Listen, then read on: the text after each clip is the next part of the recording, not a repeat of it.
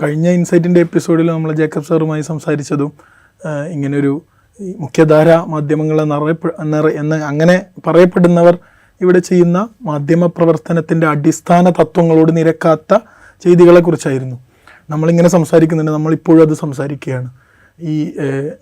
ഇതുപോലത്തെ പ്ലാറ്റ്ഫോമുകൾ, ഇങ്ങനെ സംസാരിക്കാനുള്ള പ്ലാറ്റ്ഫോമുകൾ ഇവിടെ നിലനിൽക്കുന്നുണ്ട് എന്നുള്ളത് തന്നെ ഒരു പ്രതീക്ഷയില്ല. അതോടൊപ്പം ഈ ഒരു പ്രത്യേക വിഷയത്തിൽ തന്നെ ഇന്നത്തെ പത്രങ്ങൾ സ്വീകരിച്ചൊരു നിലപാട് ഞാൻ ശ്രദ്ധിക്കുകയുണ്ടായി. അവർ ഇതുപോലെ നമ്മൾ വിമർശിക്കുന്ന തരത്തിലല്ല, കുറച്ചുകൂടി പക്വമായിട്ടുള്ള രൂപത്തിലാണ് ഇത് റിപ്പോർട്ട് ചെയ്തിട്ടുള്ളത്. അതൊരു പ്രതീക്ഷ അവിടെ നിലനിൽക്കുന്നുണ്ടല്ലോ. നിശ്ചയമായിട്ടും. അത് കഴിഞ്ഞ ദിവസം ഇപ്പോൾ സാലിം ജേക്കബുമായിട്ട് സംസാരിച്ചാലും സൂചിപ്പിച്ചു. ജേക്കബ് ഒരു കാര്യം പറഞ്ഞു, എഡിറ്റർമാരില്ലാത്തൊരു കാലത്താണ് നമ്മൾ ജീവിച്ചിട്ടുണ്ട്. പത്രങ്ങളെ സംബന്ധിച്ച് അങ്ങനെയല്ല. ഇപ്പോഴും പത്രങ്ങളിൽ അവിടെ എഡിറ്റർമാരുണ്ട്, അവരിതിനെക്കുറിച്ച് ആലോചിക്കുന്നുണ്ട്.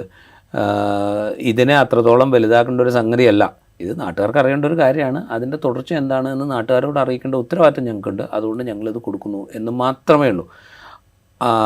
അങ്ങനെയാണ് പത്രങ്ങളത് കൈകാര്യം ചെയ്തത്. ഒരു പത്രത്തിൻ്റെയും പ്രധാന വാർത്തയോ പ്രധാന പേജുകളിലെ വാർത്തയോ, ഞാൻ ഒന്നാം പേജ് മാത്രമല്ല പ്രധാന പേജുകളിലെ വാർത്തയോ ആയിട്ട് ഇത് വന്നില്ല. പത്രങ്ങൾക്കിപ്പോഴും ആ കൺസേണും എന്താ പറയുക, മാധ്യമ പ്രവർത്തനത്തിൻ്റെ അടിസ്ഥാന എന്താ പറയുക, ഒരു ധാർമ്മിക മൂല്യങ്ങളോടുള്ള ഒരു ഇഴയെടുപ്പവും അവിടെയുണ്ട്. അതുകൊണ്ടാണ് അവരത് അവർക്കിത് മനസ്സിലാവും. ഇത് വലിയ തോതിൽ വലുതാക്കേണ്ടതല്ല, ഇത് ഇത്രയേ ഉള്ളൂ എന്ന് അവർക്ക് കൃത്യമായിട്ട് മനസ്സിലാവുന്നുണ്ട്. അതിനനുസരിച്ചാണ് അവർ പ്രവർത്തിക്കുന്നത്. അപ്പുറത്ത് എന്താ പറയുക, ഞങ്ങൾക്ക് അപ്പം കിട്ടുന്ന കച്ചവടത്തിനനുസരിച്ചാണ് ഞങ്ങൾ പ്രവർത്തിക്കേണ്ടത് എന്ന് ചിന്തിക്കുന്ന, പേരിന് എഡിറ്റർമാരുണ്ടെങ്കിലും എഡിറ്റർമാരില്ലാത്ത സ്ഥാപനങ്ങളാണ് ഇതിൻ്റെയൊക്കെ പുറകെ പോവുകയും ഇത് വലുതാക്കുകയും ചെയ്യുന്നത്. അതിന് അതിൻ്റേതായ അജണ്ടയുണ്ട്.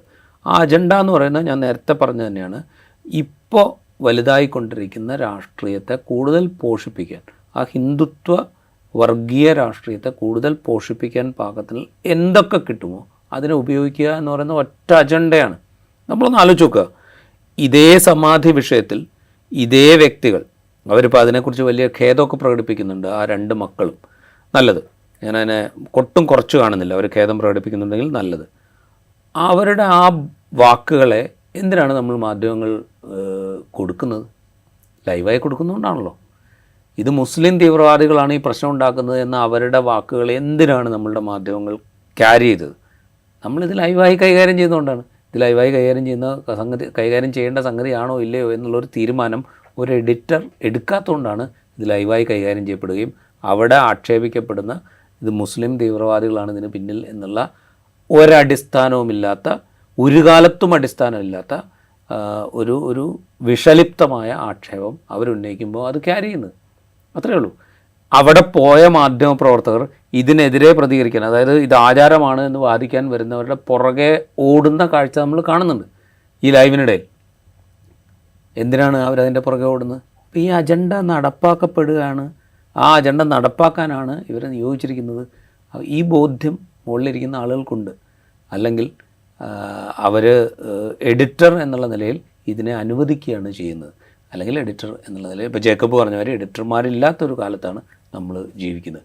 എന്താണെങ്കിലും ഈ സമാധിയാണെങ്കിലും മഹാസമാധിയാണെങ്കിലും നമ്മുടെ സമൂഹത്തിന് കൊടുക്കുന്നൊരു മെസ്സേജ് അതൊട്ടും നല്ല മെസ്സേജ് അല്ല എന്ന് നമ്മൾ ഉറപ്പിക്കാം.